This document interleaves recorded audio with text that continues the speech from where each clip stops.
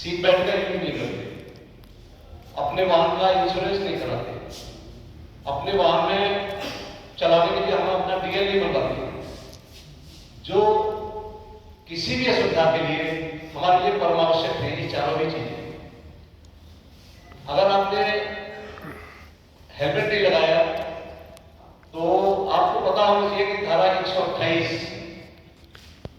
Motor vehicle act वो कहते हैं कि अगर आप हेलमेट नहीं लगाएंगे तो क्या होगा, 194 ग्राम में जाकर के आपके खिलाफ चालानी कार्रवाई होगी और जुर्माना 1000 रुपये रखा गया। इसी तरीके से अगर हमारे जो साथ में पीछे बैठा हुआ व्यक्ति है, एनडीएक्ट की धारा 129 वही धारा 194 का वो कहती है कि पीछे बैठा हुआ व्यक्ति वो भी हेलमेट लगाएगा। यानी जब आप बैठे हैं मोटरसाइकिल पे, बाइक पर आप चलेंगे तो आगे वाला व्यक्ति और पीछे वाला व्यक्ति दोनों लोग सीट बेल्ट लगाएंगे, वो हेलमेट लगाएंगे। हेलमेट लगाने का फायदा आप देखें,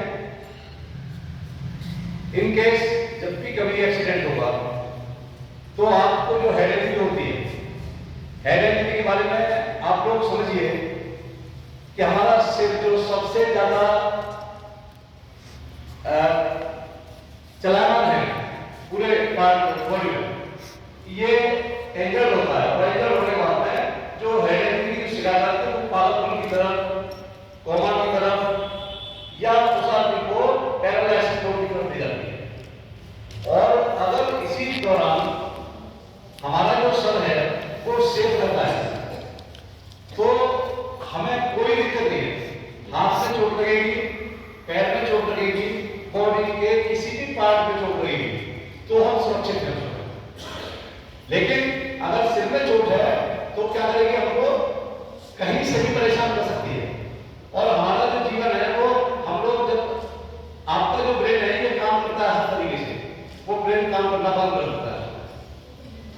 सेम प्रोसेस सीट बेल्ट के लिए, अगर आप सीट बेल्ट की तरफ जाएं तो सीट बेल्ट में भी आप ये देखेंगे कि जब आप सीट बेल्ट लगाते हैं तो सीट बेल्ट का बेनिफिट ये होता है आपके लिए कि आपने सीट बेल्ट लगाई तो आपका जो वाहन चल रहा था वो मान लीजिए 100 की स्पीड में है, तो आपकी स्पीड भी 100 हुई और अचानक कहीं वाहन आपका टकराता है, तब उस कंडीशन में आपकी जो चाल है वो तो 100 की रहेगी, लेकिन वाहन वहां रुक जाएगा।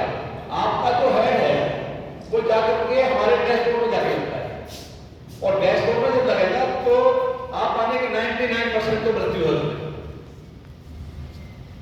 और मृत्यु भी नहीं होती है तो आपको इंजरी इतनी तगड़ी हो जाएगी कि फिर वही जो मैंने पहले चीजें बताई हैं ब्रेन की, वही दिक्कत आएंगी। कहीं पैरालिसिस होगा, कहीं कोमा में चले जाएंगे, कहीं कोई याददाश्त चले जाएंगे।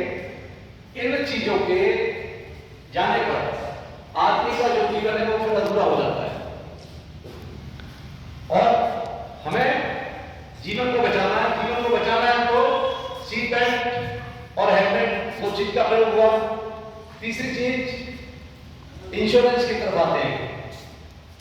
इंश्योरेंस क्यों आवश्यक है आपके लिए कि जब वाहन का इंश्योरेंस होता है तो वाहन चलाने वाला और जो वाहन सामने से दूसरा जो बाई चांस गलती से टकराता है वो दोनों, अगर दोनों का इंश्योरेंस है तो आप महसूस करिएगा कभी उस बात को देखिएगा। जो क्लेम आते हैं कि लगभग 20,000 रुपए की सैलरी स्लिप किसी आदमी की बन जाती है तो मिनिमम 70 लाख का क्लेम बनता है आदमी का, और 70 लाख का क्लेम मेरे ख्याल में तो नॉर्मल आदमी नहीं लगाएगा, हर आदमी अपने खर्चे चलाता है।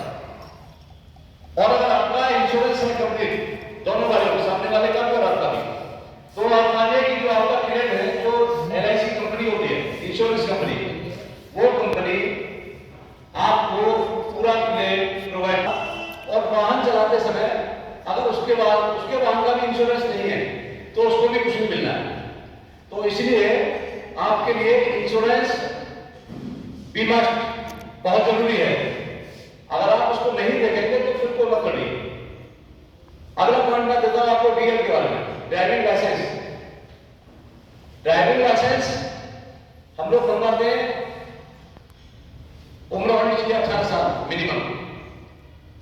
यहीं पर अगर 18 साल से कम है और 16 साल से ज्यादा है तो इस कंडीशन में आपके पास में एक चीज आती है कि आप 50 सीसी तक की जो बाइक है या मोपेड है या कोई स्कूटी है या इलेक्ट्रिक जो वाहन हासिल आ रहे हैं, ये मिनिमम 50 सीसी तक होना चाहिए। और 50 सीसी तक वाला वाहन है तो उसको 16 साल से लेकर के 18 साल वाला वाहन बिना ड्राइविंग लाइसेंस के चला सकता है। आगे बढ़ते हैं, आगे आप आइए, उसके नीचे की तरफ चलता हूं मैं। अगर बच्चे की उम्र 14 साल है तो वो नाबालिग पाता है, और नाबालिग बच्चा अगर है तो अभी नई जो धारा है जो 2019 में लागू हुई है 199A, इसके तहत मां बाप के ऊपर FIR होगी और उसमें 25,000 रुपये फाइन है। दूसरा 3 साल की सजा का प्रावधान भी है उसका। तो दोनों चीज कंबाइन हो गई, मां बाप के लिए 3 साल की सजा और 25,000 रुपये जुर्माना। साथ ही जो बच्चा है जो 14 साल से कम उम्र का है उसके लिए यह दिया गया है कि 25 साल तक उसका लाइसेंस नहीं मिलेगा।